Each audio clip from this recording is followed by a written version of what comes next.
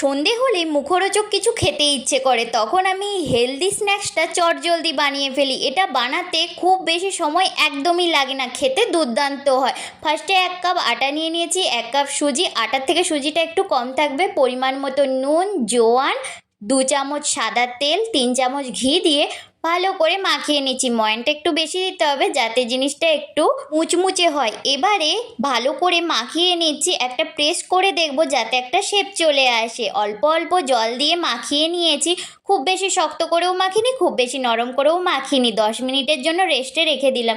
এবার একটা হামানদিস্তায় গোটা জিরে, গোটা ধনে হালকা গুঁড়ো করে নিচ্ছি। এইভাবে হামানদিস্তায় কিছু বেটে রান্না করলে সেটার টেস্ট 3 গুণ বেড়ে যায়। আদা আর লঙ্কাটাও হালকা বেটে নিলাম। এবারে কড়াই 2 চামচ সাদা তেল, গোটা ধনে জিরে গুঁড়ো, আদা লঙ্কা বাটাটা হাতে ম্যাশ করে, আলু সেদ্ধ, ক্যাপসিকাম কুচি, সামান্য নুন দিয়ে ভালো করে ভেজে নিচ্ছি। হালকা ভাজা ভাজা হয়ে এলে কাসুরি মেথি, তড়কা মশলা দিয়ে একটু নেড়েচেড়ে গরম গরম নামিয়ে ঠান্ডা করে নেব। আর এদিকে যে আটার ডোটা করে রেখেছিলাম সেখান থেকে ছোট ছোট লেচি কেটে গোল গোল বল করে নিয়েছি।